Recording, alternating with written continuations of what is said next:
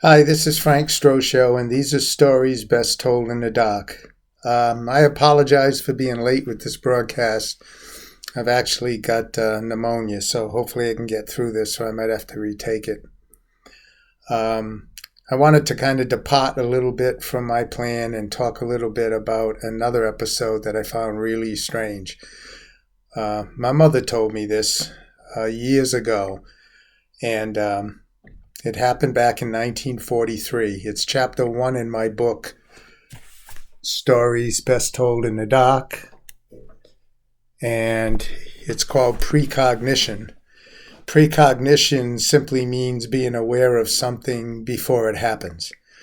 And since my mother comes from a psychic lineage, and some of that was passed on to me and my daughter, I named it Precognition because it really was that. So let me get into a little background. I'll try to make it quick. My mother was living on Darlingdale Avenue in Pawtucket, Rhode Island at the time, in a part of Rhode Island called Darlington. And she lived with her mother and her father. And when she was 12 years old in 1943, her father died. So she was just living with her mother at that point. Her brother Russell lived about 2 blocks from her house, maybe a little more, I don't remember, but it was on Mount Vernon Boulevard in Pawtucket. And he lived with his wife. And he would make it a point to check on my mom, his little sister, and his mother frequently, so multiple times a week. Since they were so close, he would come over. This one night he came over my mother's house, and my mother's mother, my grandmother, needed to go to the store to pick up a few things. Now, my mother's grandmother was also living there. I forgot to mention that. So she felt comfortable leaving my mother home with her mother. And since she was just going to the store for 5 minutes, 10 minutes, she didn't think it was a problem. And she always locked the door when she went out and told my mother to be careful. So her brother Russell come over, and they did that. They said, we'll be back in 5-10 minutes. I think she had to pick up a loaf of bread and eggs and peanut butter and stuff like that, some milk. And they went out. And there was a store right on Newport Avenue, which is not far away, that they were going to.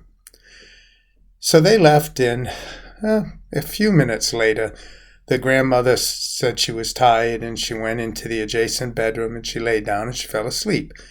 She was, I think, 85 at the time. I'm not sure the exact age.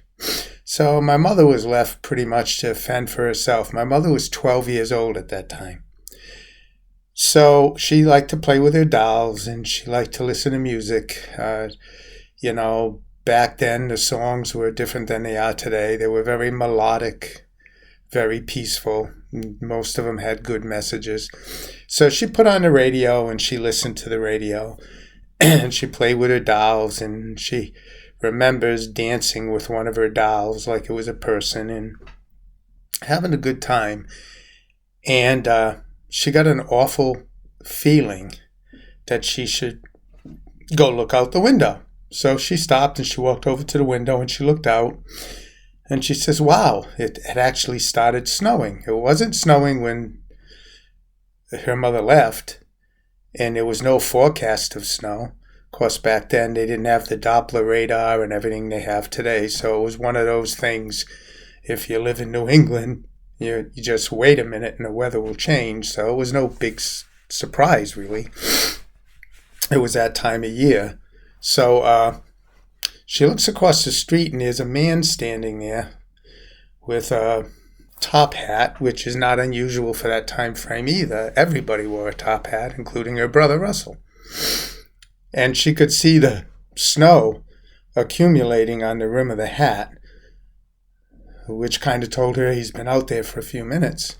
And he was just standing there with a trench coat, his hands in his trench coat, looking through her window. He had apparently been watching her dancing with her doll. she thought, wow, that's strange. She says, maybe if I ignore him, he'll just go away. Again, her grandmother was home, so she felt safe. Her mother always locked the door when she left. So she went back to dancing.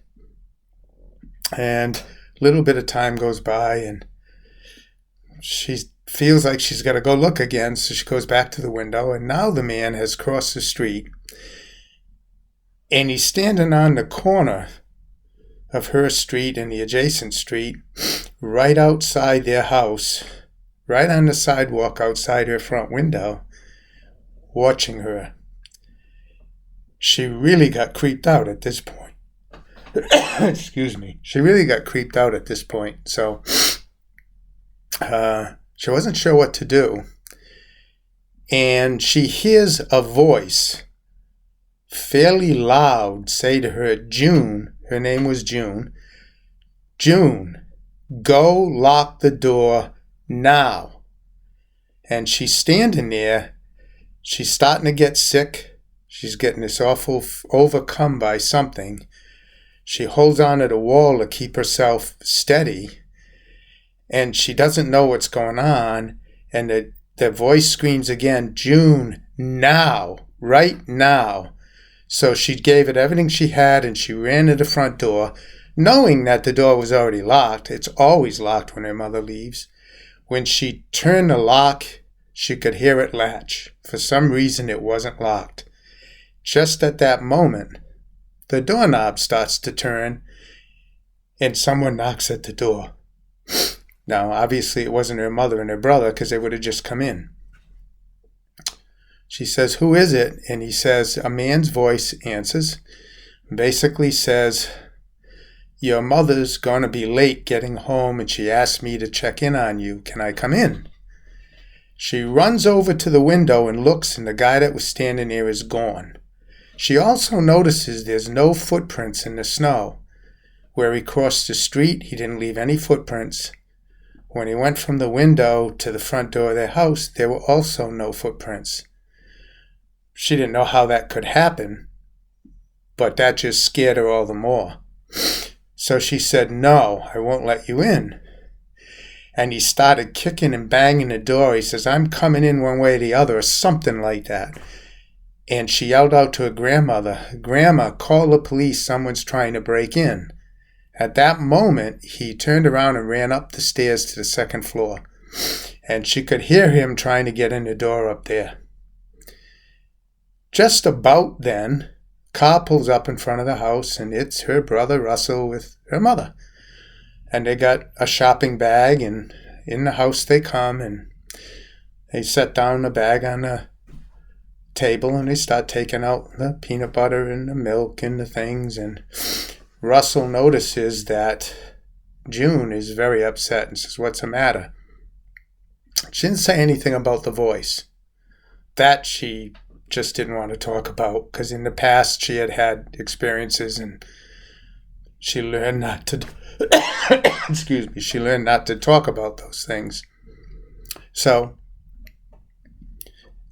she tells him about the man that came to the door that was standing out in the snow watching her. And he had just gotten out of the Navy. He was a pretty tough guy from the military, and he decides he's going to grab a hold of this guy and teach him a lesson, whoever he is. So he goes storming out the door. Just as he opens the door, the guy had come running down the stairs, brushed by him, and Russell grabbed him by the shoulder, and for some reason, he couldn't hold on. The guy ran out into the snow, jumped the whole porch in one step, and starts running. So Russell goes out to chase him. By the time Russell got out onto the porch, he was gone. Nothing in any direction. He didn't know which way the guy went. He looked in the snow, and there were no footprints anywhere to indicate what direction he went. He could see his footprints, and he could see his mother's footprints from the car to the porch. But those were the only footprints. So he's totally blown away by this. And then the snow stops as suddenly as it started. And that was the end of the snow. So he goes in, and back then they had landlines. There were no cell phones, and you had to like lift up the receiver and tap it, and you had, I think they had, I don't know, 2 or 3 or 4 party lines then, and you got an operator, and you had a, so anyway, there was no 911, but he called the police. The police came, and they told him that there were reports in the neighborhood of a strange man who was breaking into houses and assaulting people. They believed he had escaped from Butler Sanitarium in Providence because a person had escaped who was clinically insane and thought it might be him. Although the description of him didn't fit at all, Russell said, hey, that makes the most sense. And they said, keep your doors locked and we'll let you know what happens. So off they go, and my mother's mother, my grandmother, says to her, I'm so sorry, June, that I left the door unlocked. I don't know how I forgot. She said, it's a good thing you remembered to do that. And Russell said, yeah, the police said the same thing. You're so lucky the door had been locked. Well, after Russell left for the night and the cops had left, my mother told my grandmother, her mother, about the voice that told her to run and lock the door. Thinking that her mother would think she was off the wall or something, her mother simply said, oh, I believe that. That's happened to me many times. You do know we have psychic ability in our family, and you saw it happen before it happened. The voice was telling you to do this, and you did it. It's probably a guardian angel or someone protecting you. And June felt a lot better about that, and her mother said, but, kind of keep that stuff between you and I. Don't go bragging about it at school or anything, because people will think you're weird, because most people can't do this.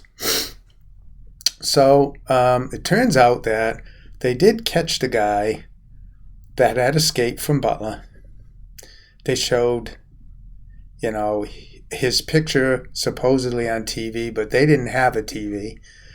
I think 1943 TVs were around at that time, but I think they only came out in like 1941 or something. And they were very expensive. They were black and white and small round picture tubes with rabbit ear antennas and that. And they just couldn't afford one and didn't have one. They used the radio for everything. But they heard on the radio that he had been apprehended. And although Russell didn't believe that was the guy who was there, based on my mother June's description, he never did come back. So, don't know who this person was. Don't know how a full-grown man, he was tall and lanky and dressed in very dark attire, could cross the street in the snow without leaving a footprint, could come into the house and out of the house running and not leave a footprint, and how the snow came when he came and the snow left when he left. All those things are just unknowns.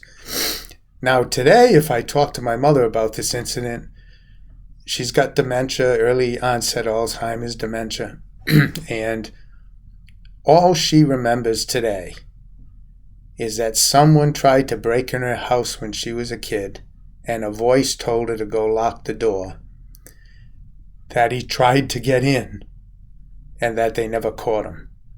She doesn't remember any details, anything anymore. So this story's written basically mostly on my recollection of what she told me when I was a kid. So, it is what it is, right? But that is the first chapter in my book, A Case of Precognition.